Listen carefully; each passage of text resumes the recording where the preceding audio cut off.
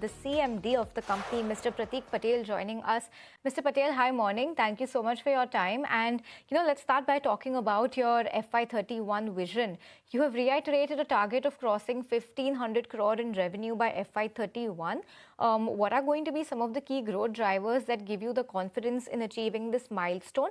And how much of this growth is going to come from your existing core businesses versus your newer acquisitions, Westech India as well as Penstocks UK? For achieving 1500, what we'll be needing is investment in new plants. So we have investment in Saudi Arabia plant as well as in a new plant in Houston. Market-wise, we are already strongly based now in US and UK. We are also expecting good growth in Middle East by when the Saudi plant is operating. So I believe we have covered most of our markets by being locally in those places. India is already evolving as a next big growth in water sector with lot of investment planned in treatment of wastewater. So I believe looking to our broad-based markets, Southeast Asia, Far East Asia, Middle East, Europe and America, I think we are well placed to achieve this 1500 target. Coming to our new acquisitions, Westech and Penstock, well, they are at the infancy stage. These both were done only recently, a few months back. We are recalibrating our strategy. We are putting new organization in place for growth. We are quite confident we should be able to grow this company to 3 or 4 times their revenues in next 4 years' time. That sounds really good in terms of your acquisition, the growth plans for your recent acquisitions. Mr. Patel, you plan to set up manufacturing facilities in Saudi Arabia and Houston by FY28. Talk to us about what the capex plans are, how you are looking to fund this capex, and what are the kind of opportunities and market share that you are targeting in both of these markets. Let's start with America. The Houston plant will be our second plant in America. Houston plant will require an investment of $9 to $10 million. We have already raised $3 million 2 years back by giving preference shares, and that amount is in banks in America. The remaining would be brought by loans from American banks as well as internal accruals. The investment in Saudi Arabia would require $3 to $4 million in the first phase. And for that also, we are targeting internal accruals as well as loans. So largely, I believe the expansion is financially closed as far as we are concerned.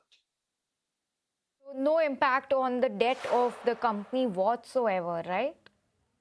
A very minor effect on the debt. I would say around, for doing this expansion, we are looking at debt raise of around $3 to $4 million, which is nothing. Understood. So we'll be watching out for that. Let's talk about the entire tariff angle to your business, right? Mr. Patel, FY26 was largely impacted by tariffs and shipping disruptions. Are these challenges now largely behind the company, and how are you seeing the export environment evolving in FY27? Tariff, I would say, is behind us, though you can never be certain about it due to the conflicting change in America. But whatever happened in the past, we have learned from it. We are cautious. So today, even though we are having a tariff of 15%, we are marking up so that in case any further increase in tariff is there, then we don't get a financial hit. We also are fortunate to start getting the tariff which we had paid last year. We already got a first installment of $540,000. We expect further $1 million to come in. So the last year hit of tariff will be compensated this year.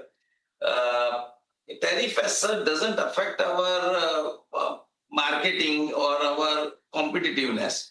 Because once the tariff comes in, the cost in America has also increased. So we are still very competitive in America.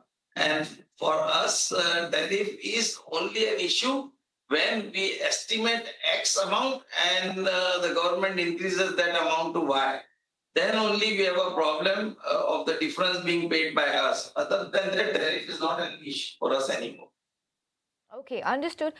Just to prod a little bit more on that point, Mr. Patel, you did say that you're looking at a further refund to the tune of $1 million. Can you help us understand if this changes anything for your PAT margin guidance of 12 to 13%? Any upside that we can expect to see here, or given in the broader scheme of things, $1 million is not very material for the company? It would be material. We are projecting a PAT of around 105 crore this year at a revenue of 875 crore. So around 15 crore adding to the PAT would definitely be significant. It was never budgeted for in 105 crores. Understood. So then your what happens to the PAT margin guidance then? If you add this incremental amount to it, would you still stay in the 12 to 13% band, or are you looking at exceeding that? It can go up a little bit more. Okay. Can you quantify what this little bit could be? 15 crore is 1% of 105. So 1 to 1.5% it may go up.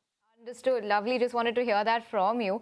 And Mr. Patel, let's talk about your order book. You know, you've crossed about 900 crore rupees as per latest numbers. Can you help us understand what's the visibility of conversion of this order book to revenue?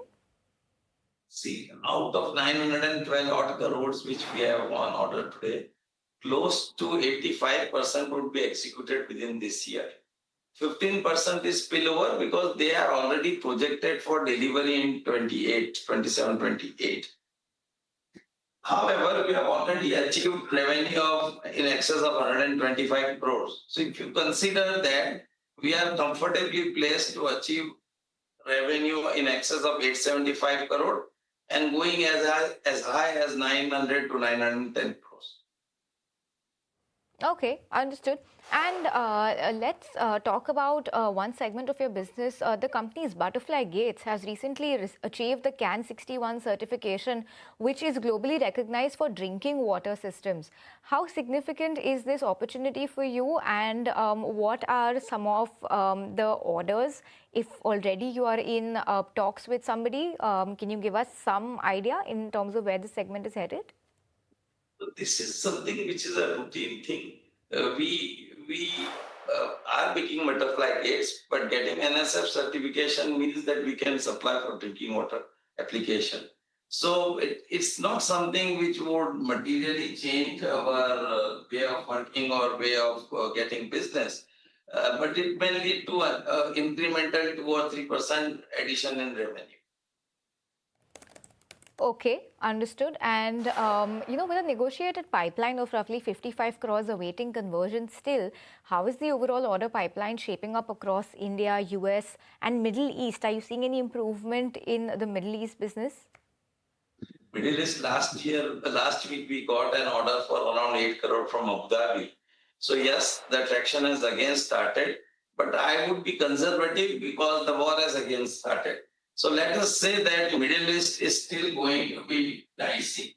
By the time we set up the plant in 27 and 28, 27, we should be able to have a stable Middle East operations and looking to growth again in Middle East.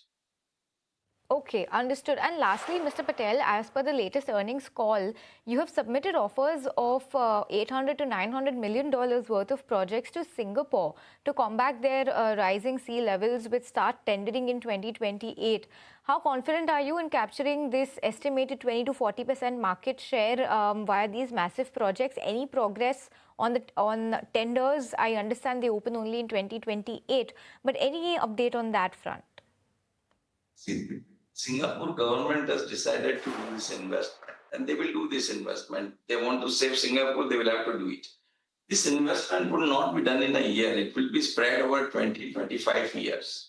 So we expect that for next 20, 25 years, new tenders will come out, and this will give us an opportunity on the long term.